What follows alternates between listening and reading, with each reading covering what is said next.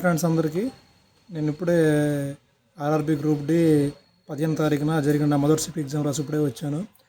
ఈ షిఫ్ట్లో ముఖ్యంగా ఏంటంటే మనకి అర్థమెటిక్ రీజనింగ్ అనేది టైం ఎక్కువ తీసుకుంటుండు. కాబట్టి ప్రతి ఒక్కరు ఏంటంటే టైం మేనేజ్మెంట్ చేసుకోండి.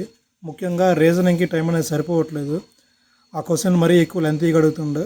అలాగే అర్థమెటిక్ కూడా క్వశ్చన్స్ ఈజీగా ఉన్న క్యాలిక్యులేషన్స్కి ఎక్కువ టైం పడుతుంది. కాబట్టి నెక్స్ట్ షిఫ్ట్ వాళ్ళు నెక్స్ట్ జరిగిపోయే ఎగ్జామ్ రాసే ప్రతి ఒక్కరు టైం మేనేజ్మెంట్ని సరిగ్గా చూసుకోండి. మీరు కానీ టైం మేనేజ్ చేస్తే పేపర్ అనేది ఈజీగా మీరు అటెంప్ట్ చేస్తారు. నేనైతే సుమారు 100కి 55 అలానే అటెంప్ట్ చేశాను. ఎందుకంటే చెప్పాను కదా నాకు టైం సరిపోలేదని. ఈ 55లో మ్యాక్సిమం 53, 52 ఇలాగా ఖచ్చితంగా రేట్ అవుతాయి.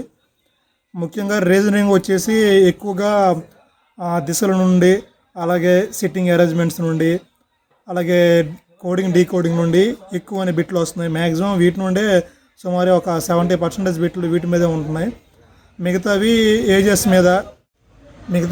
ఏజెస్ మీద ఆల్ఫాబెట్ సిరీస్ మీద, అలాగే నా షిఫ్ట్లో అయితే ర్యాంకింగ్ మీద 2 నుంచి 3 ప్రశ్నలు అనేవి వచ్చాయి. ఇక అర్థమెటిక్ గురించి చూస్తే అయితే అర్థమెటిక్లో నాకైతే మినిమం 5 నుంచి 6 వరకు ఈ సూక్ష్మీకరణలే వచ్చాయి. అంటే భిన్న రూపంలో ఉండే సూక్ష్మీకరణలు. వీటిని చేయడానికి ఎక్కువ టైం అనేది తీసుకుంది నాకైతే. దాని తర్వాత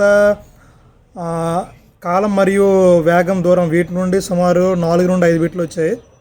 4 నుండి 5 బిట్లు కాలం దూరం నుండి వచ్చాయి. దాని తర్వాత ఏజెస్, ఇప్పుడు మన అర్థమెటిక్లో కూడా వయసుల మీద 3 నుంచి 4 బిట్లు అనేవి రావడం జరిగింది. దాని నెక్స్ట్ క్షేత్రమితి నుండి మెన్సరేషన్ నుండి మినిమము 3 ప్రశ్నలు వచ్చాయి. ఒకటి సమబాహు త్రిభుజము, ఇంకొకటి దీర్ఘ చతురస్రం మీద, ఇంకొకటి రాంబస్ మీద అనుకుంటాను. వీటి మీద అయితే అర్థమెటిక్ నుండి వచ్చాయి. అర్థమెటిక్ మ్యాక్సిమం ఎక్కువ టైం క్యాలిక్యులేషన్ తీసుకుంటుంది. కాబట్టి అర్థమెటిక్లో ఏం చేయాలంటే మీకు బాగా వచ్చినవి అయితే వెంటనే చేసేయండి, మిగతా అవాయిడ్ చేయండి. ఇక జనరల్ సైన్స్కి వచ్చినట్టయితే జనరల్ సైన్స్ కొంచెం మోడరేట్గా వచ్చింది. మరీ ఈజీ కాదు, అలానే మరీ కష్టం కాదు, నార్మల్గా వచ్చింది. బేసిక్స్ అని అడిగాడు, ఆమ్లాలు క్షారాల నుండి.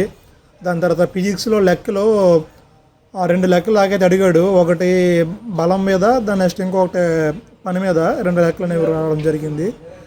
ఇక కెమిస్ట్రీ వస్తే రియాక్షన్స్ అడిగాడు. మినిమం మా దాంట్లో 3 నుంచి 4 బిట్లు రియాక్షన్ మీద అడిగాడు. కాకపోతే ఈ రియాక్షన్స్ అనేవి డైరెక్ట్గా అడగట్లేదు, మనకి జతపరచడం అనమాట, మ్యాచింగ్ టైప్ అడిగాడు. ఇక బయాలజీ విషయానికి వచ్చినట్టయితే సెల్స్ నుండి ఎక్కువ అడిగాడు. కణజాలాల నుండి సుమారు 3 నుంచి 4 అడిగాడు. అలాగే మన బాడీలో ఉండే ముఖ్యమైన వ్యవస్థల కోసము 2 నుంచి 3 ప్రశ్నలు రావడం జరిగింది. మొత్తంగా చూసినట్టయితే జనరల్ సైన్స్ అయితే కొంచెం మోడరేట్గా వచ్చింది. ఇక కరెంట్ అఫైర్స్ విషయానికి వస్తే అసలు కరెంట్ అఫైర్స్ 20కి 10 చేసినోడు చాలా ఎక్కువ అన్నట్టుగా వచ్చింది current affairs. Maximum current affairs మా షిఫ్ట్లో అయితే టచ్ చేయలేరు, ఎందుకంటే అంత గట్టిగా అంత టఫ్గా ఇచ్చాడు. ముఖ్యంగా ఏంటంటే బీహార్ ఎలక్షన్ కోసం, ప్రధానమంత్రి పర్యటనల కోసం, వీటి కోసం అయితే సుమారు 4 నుంచి 5 బిట్లు వచ్చాయి.